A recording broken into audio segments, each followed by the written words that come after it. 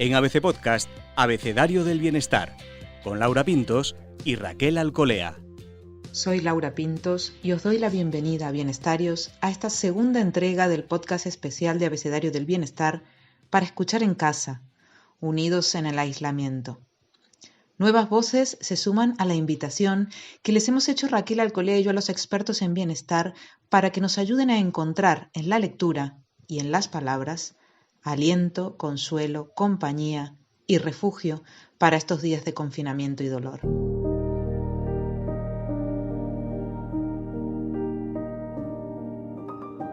La primera es Mónica Galán, quien nos pone en el camino con un extracto del método Bullet Journal de Ryder Carroll. En la era más conectada de la historia, perdemos contacto con nosotros mismos a gran velocidad. Superados por un flujo inagotable de información, acabamos sobreestimulados, pero inquietos. Saturados, pero insatisfechos. En la onda, pero quemados. Cuando la tecnología se coló en cada rincón de nuestra vida con sus innumerables distracciones, necesitábamos cierta metodología que proporcionara un refugio analógico y que tuviera un valor incalculable a la hora de ayudarnos a definir lo que de verdad importa y concentrarnos en ello. Este es el momento. Este es el momento de mirar hacia adentro y saber de verdad lo que realmente importa. María de León nos lee un pasaje de El hombre en busca de sentido, de Viktor Frankl. El tercer modo de encontrarle un sentido a la vida es a través del sufrimiento. Cuando hay que enfrentarse a una situación inevitable, inapelable e irrevocable, por ejemplo, una enfermedad incurable, un cáncer terminal, la vida ofrece la oportunidad de realizar el valor supremo, de cumplir el sentido más profundo, aceptar el sufrimiento. El valor no reside en el sufrimiento en sí, sino en la actitud frente a él, en la capacidad de soportarlo. Lo ilustraré con un ejemplo.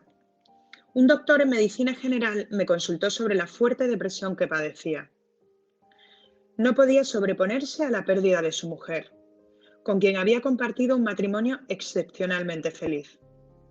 Su mujer había muerto hacía 2 años. ¿Cómo podía ayudarle? Me abstuve de decirle nada y le pregunté: ¿qué habría sucedido, doctor, si hubiera muerto usted y su mujer le hubiese sobrevivido? Él contestó: habría sido terrible para ella, sufriría muchísimo. Entonces, repliqué: ¿no se da cuenta de que usted le ha ahorrado a ella este sufrimiento? Para conseguirlo ha tenido que sobrevivirla y llorar su muerte. Él no dijo nada, me tomó la mano y luego abandonó en silencio la consulta. El sufrimiento, en cierto modo, deja de ser sufrimiento cuando encuentra un sentido, como ocurre en el sacrificio. Claro está que en este caso no se llevó a cabo ninguna terapia en sentido estricto, pues la desesperación de ese hombre no era patológica y nadie podía devolver la vida a su mujer. Pero logré modificar su actitud hacia su inevitable destino y a partir de entonces encontró un sentido a su sufrimiento.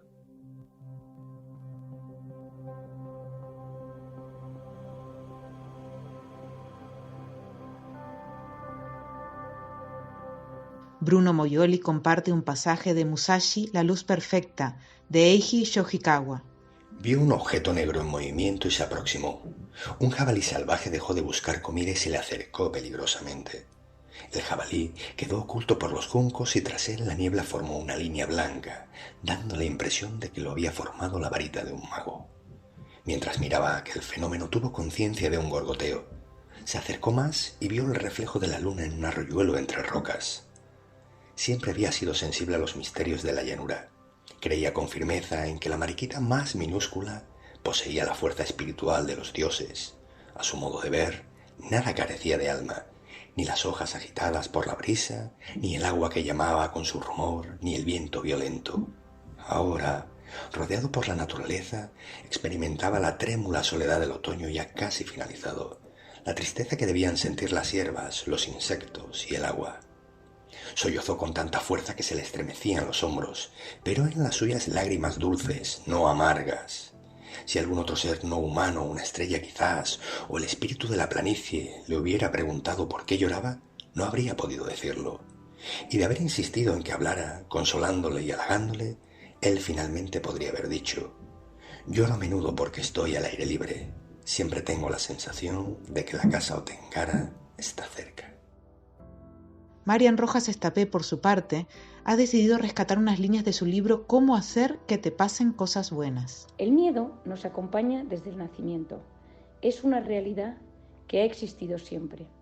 Sin miedo seríamos criaturas insensatas e imprudentes. La manera en que gestionamos esa emoción nos define en nuestro desarrollo como personas. El miedo en principio es un mecanismo primario de defensa. Se puede convertir en nuestro gran enemigo y perturbar nuestra percepción de la vida.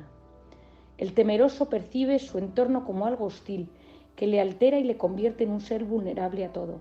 Y no debemos olvidar que los grandes desafíos poseen un componente de incertidumbre, ya que nada grande comienza sin un poco de miedo. No es cuestión de eliminar el miedo, sino de saber que existe y aprender a gestionarlo de forma correcta. El miedo es una emoción clave y fundamental en nuestro equilibrio interior y en nuestra supervivencia. Uno precisa tener miedo a ciertas cosas para no lanzarse a todo tipo de periplos y aventuras sin medida. Cualquier ser humano posee temores en su vida, los valientes y los triunfadores también. La diferencia está en que los que triunfan saben gestionarlo. La valentía no es ausencia de miedo, sino capacidad de prosperar y avanzar pese a este. Vamos a dar unas pautas concretas para frenar los pensamientos negativos en cascada. Disfrutar de la vida exige ser capaces de relativizar lo negativo y saber disfrutar de las cosas pequeñas. La mayor parte de las cosas que nos inquietan son un cúmulo de micro preocupaciones que sumadas alteran nuestro mundo interior. Para evitar las preocupaciones hay que sustituir esos pensamientos por ocupaciones o ideas constructivas y positivas. Ocuparnos de planes, aficiones y personas y salir del bucle tóxico en el que nos metemos a veces de forma inconsciente. Existe una voz interior a la que yo denomino voz comentadora del pensamiento. Es ese ruido que va comentando la jugada, el entorno, la gente con la que nos cruzamos. Tiene mucho que ver con los juicios personales. Los pensamientos negativos tienen un impacto tóxico cuyos efectos pueden durar en el cuerpo varias horas. En psicoterapia trabajamos mucho este tema, conseguir frenar la corriente devastadora de pensamientos negativos que nos hunden y nos bloquean y sustituirlo por pensamientos que nos ayudan y nos hacen crecer.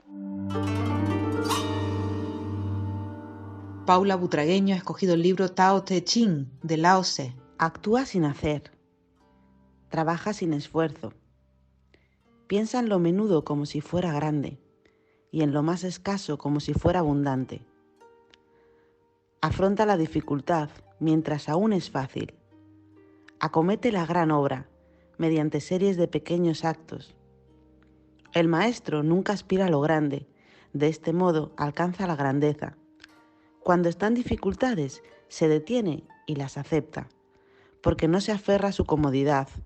Los problemas no son para él problemas. Lo enraizado es fácil de sostener. Lo reciente es fácil de corregir. Lo frágil es fácil de romper. Lo minúsculo es fácil de esparcir. Prevé el problema antes de que surja. Pon las cosas en orden antes de que aún existan. El pino gigante crece de un brote minúsculo. Un viaje de 1000 leguas comienza con un paso. Apresurándote a la acción, fracasas. Aferrándote a las cosas, las pierdes. Forzando que un proyecto culmine, arruinas lo que estaba casi maduro. Por ello, el maestro actúa, dejando a las cosas seguir su curso. Permanece en calma, al final como al principio. No tiene nada, así que nada tiene que perder. Lo que él desea es no desear. Lo que aprende es a desaprender. Lo único que hace es recordar a las gentes sus identidades eternas.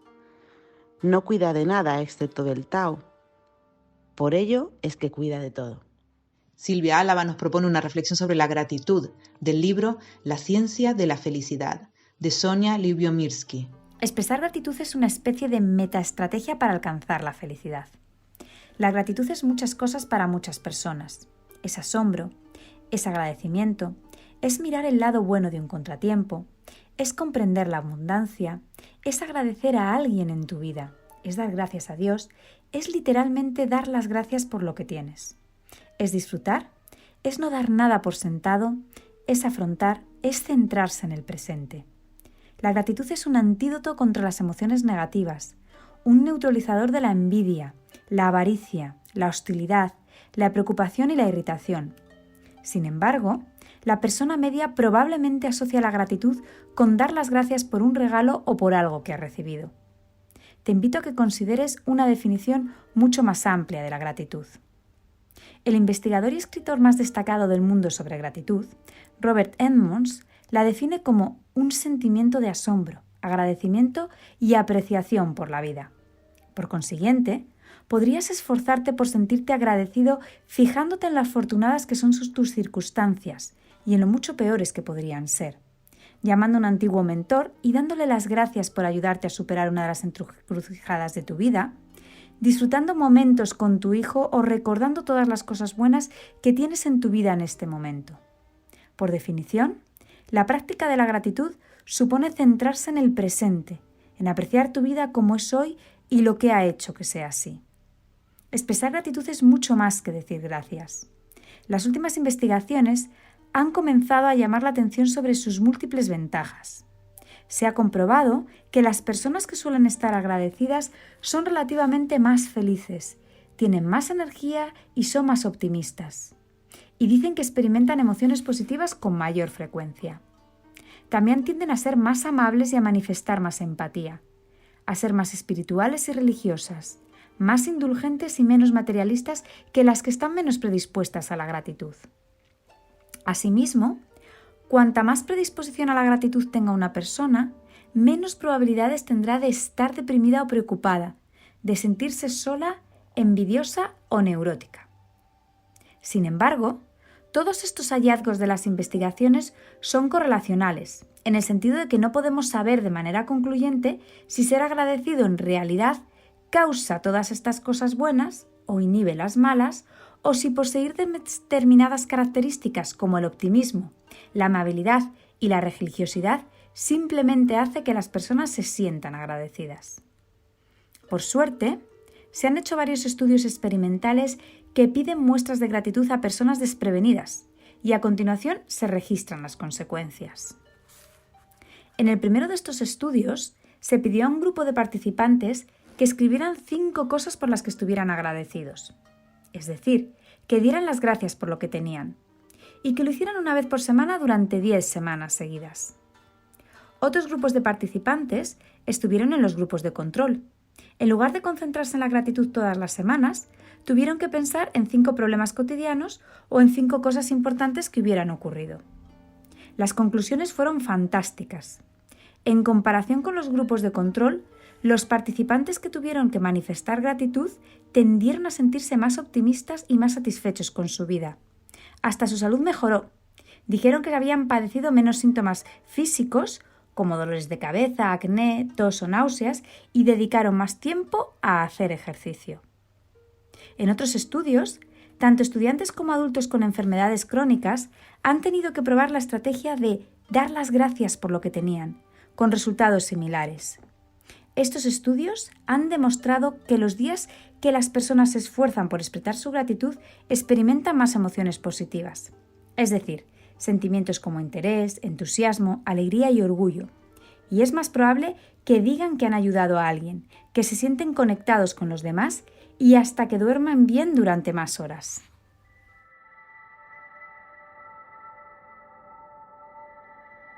La escritora Espido Freire comparte con todos los bienestarios un fragmento de La vida es sueño, de Calderón de la Barca. Ay, mísero de mí, ay, infeliz. Apurar cielos pretendo, ya que me tratéis así, qué delito cometí contra vos naciendo. Aunque si nací ya entiendo qué delito he cometido. Bastante causa ha tenido vuestra justicia y rigor, pues el delito mayor del hombre es haber nacido.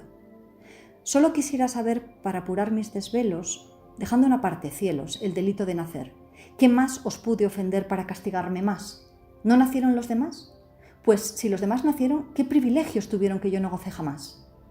Nace el ave, y con las galas que le dan belleza suma apenas es flor de pluma o ramillete con alas, cuando las etéreas alas corta con velocidad, negándose a la piedad del nido que deja en calma. Y teniendo yo más alma, ¿tengo menos libertad?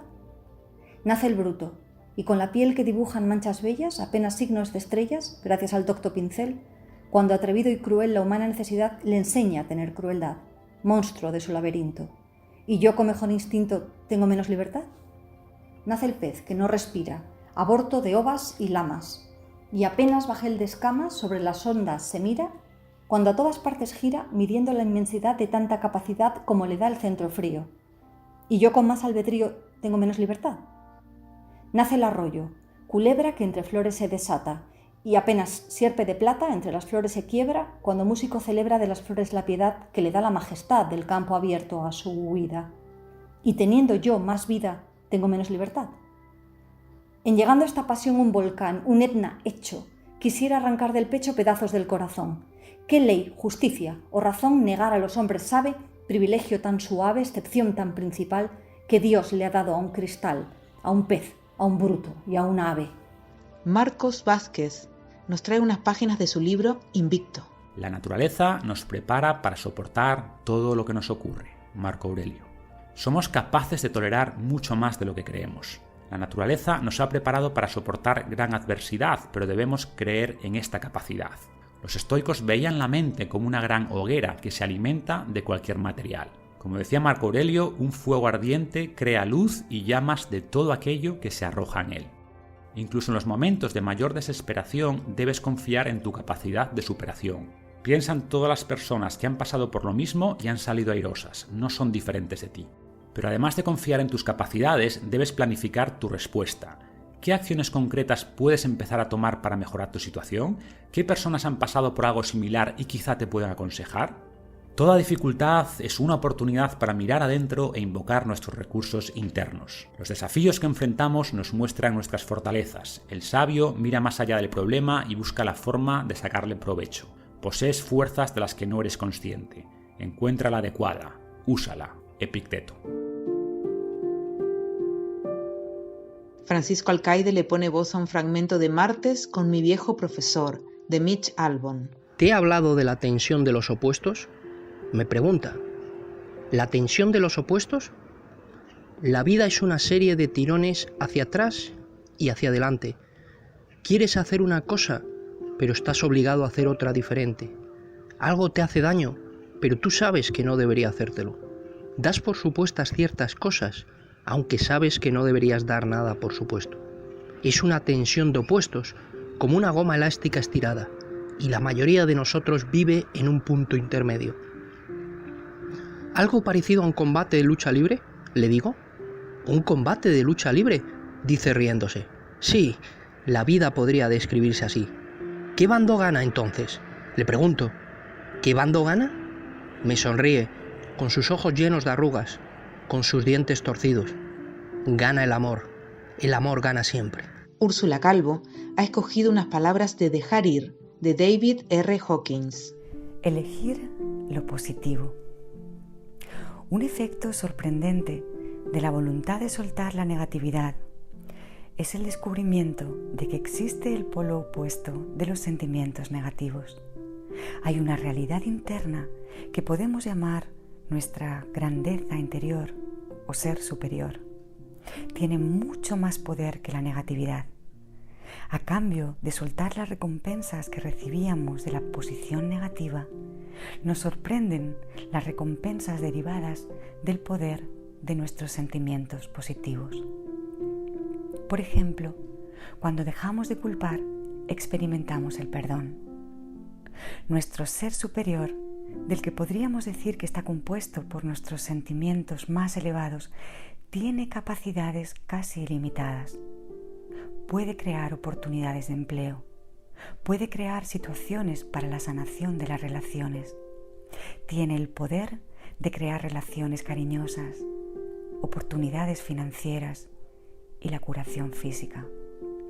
A medida que dejamos de dar autoridad y energía a los programas negativos derivados de nuestro pensamiento, dejamos de regalar nuestro poder a los demás y empezamos a recuperarlo. Esto se traduce en un aumento de la autoestima, el retorno de la creatividad y la apertura a una visión positiva del futuro que sustituye al temor.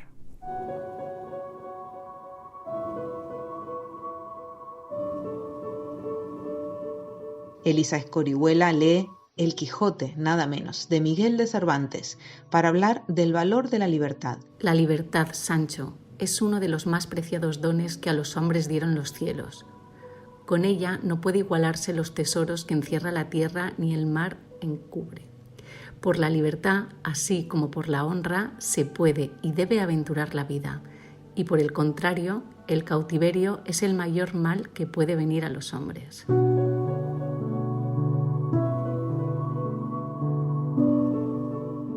Eva Collado rescata Palabras para encontrarte, de Laura Chica. Hay personas que te hacen grande solo con su presencia, capaces de iluminar las sombras que dejan otras, como si al llegar crearan un cielo de estrellas con cada parte de su cuerpo. Te sientes pequeño al compararte con ellos, pero entonces entiendes que hay personas estrella que existen para hacer brillar a los demás. Hay personas que te escuchan sin que haga falta que hables, leen tus silencios y entienden tu sonrisa, viendo en ti palabras que jamás habías podido pronunciar antes de que ellos llegaran. Hay personas que te hacen sentir magia, que cuando te sientes nada, te cogen de la mano y te hacen sentir todo. Te dan fuerzas, haciéndote creer en un instante que eres capaz de cruzar el universo cuando antes no podías levantarte. Hay personas que, cuando llegan y se van, dejan tu universo lleno de posibilidades. Cuando pasan por tu vida ya nunca eres el mismo de antes. Ganas muchas cosas, pierdes otras. Ganas en sueño y pierdes en miedos. Tienen tanta fuerza que son capaces de hacerte sentir la vida en un instante.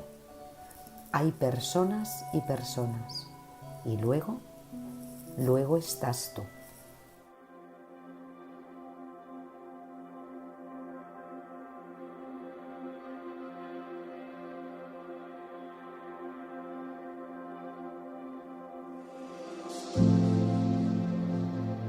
Isabel Trueba nos propone un cambio de actitud, sacado de Los 7 hábitos de la gente altamente efectiva, de Stephen Covey. Si tengo un problema, es mucho más fácil culpar a los otros, al condicionamiento o a las condiciones por nuestra propia situación de estancamiento. Pero somos responsables, tenemos habilidad de respuesta, de controlar nuestra vida y de influir poderosamente en nuestras circunstancias, trabajando sobre el ser, sobre lo que somos. Si tengo un problema en mi matrimonio, ¿qué es lo que gano mencionando continuamente los pecados de mi pareja? Al decir que no soy responsable, hago de mí una víctima impotente. Me inmovilizo en una situación negativa. También reduzco mi capacidad para influir en ella. Mi actitud de regañar, acusar, criticar, simplemente hace que ella se sienta ratificada en sus propias flaquezas. Mi capacidad para influir positivamente en la situación se va desvaneciendo y desaparece. Si realmente quiero mejorar la situación, puedo trabajar en lo único sobre lo que tengo control, yo mismo. Puedo dejar de pretender cambiar a mi pareja y trabajar sobre mis propios defectos. Puedo centrarme en ser un gran compañero, una fuente de amor y de apoyo incondicionales. Con suerte, mi pareja sentirá el poder del ejemplo proactivo y responderá con la misma moneda. Pero lo haga o no, el modo más positivo en que yo puedo influir en mi situación consiste en trabajar sobre mí mismo, sobre mi ser. Margarita Álvarez se atreve a mirar al fin de esta crisis con un trozo de La vida de regalo, de la recordada María de Villota. Aquel beso se convirtió en llanto, y de ahí en abrazo, y todos nos agrupamos en uno. Cuando pasas momentos en los que piensas que podrías no estar, una simple mirada de alguien que siente, aunque no lo dice, lo mismo que tú, se puede convertir en el llanto más repentino. A nosotros aún nos sigue ocurriendo, aunque han pasado meses, esta sensación sigue presente. Subimos a la tierruca y al llegar al Sardinero, Rodri y yo repetimos nuestro plan favorito. Por la mañana paseo al faro de Cabo Mayor andando. Antes lo hacíamos corriendo, pero tras el accidente tardé mucho en poder llegar a Paso de Tortuga. Luego una buena comida de aquí, sana pero abundante, y rematábamos con un helado de chocolate, como no podía ser de otra manera, mientras Morgan perseguía a los pájaros. Planazo, decíamos, cuando cumplíamos con la siesta obligada por los médicos. Y después de una ducha nos reuníamos en casa, con todos los que allí pasaban las vacaciones. Tíos, primos, todos los demás.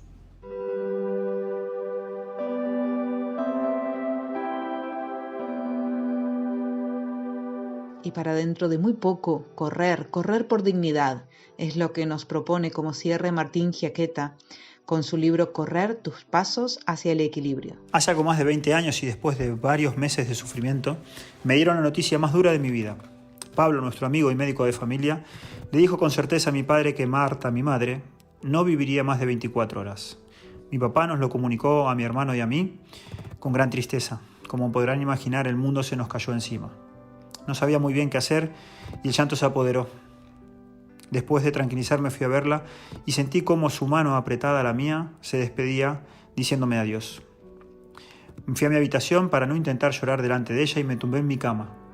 Pero una extraña necesidad de moverme o gritar se manifestaba en todo mi cuerpo, seguramente a causa de la impotencia por no poder hacer nada para salvarla. Todavía era de día. Busqué en mi armario algo de ropa deportiva y un par de zapatillas y solo pude echar a correr. Mis pensamientos pasaban por mi cabeza a la misma velocidad que transitaban los coches por la carretera. Tenía un nudo en la garganta y una fuerte angustia en mi pecho.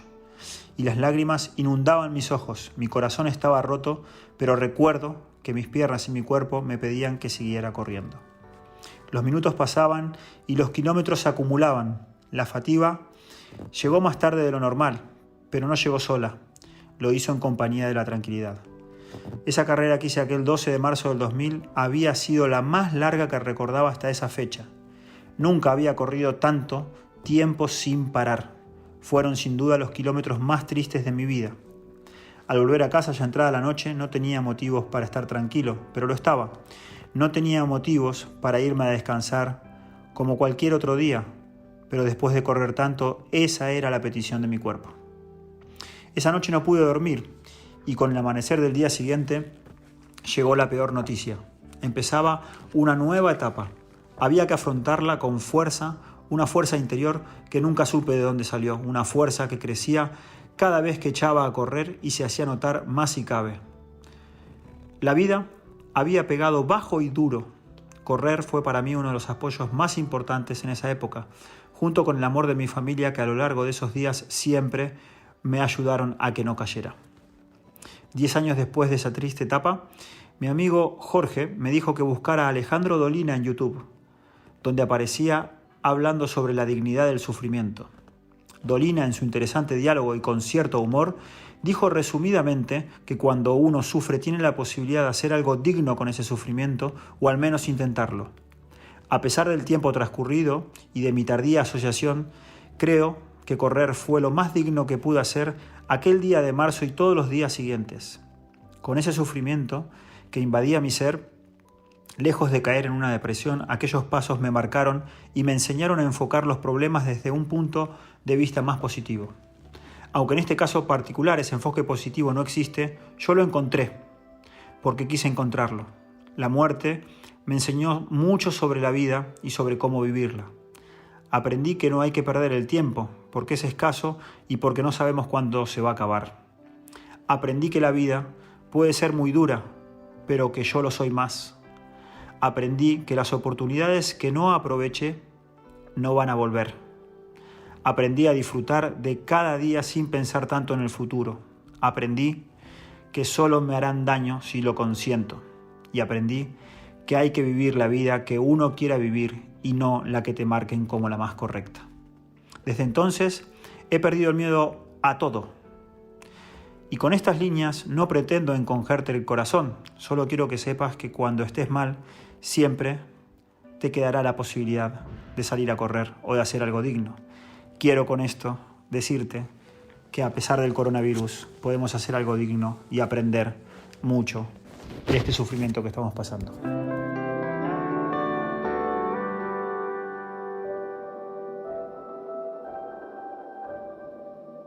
Hasta la próxima, bienestarios.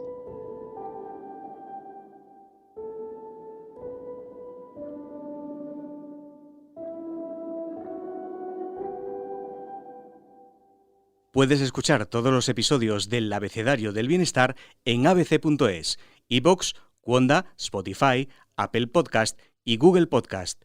Y no te olvides de seguirnos en las redes sociales, ABC-Bienestar.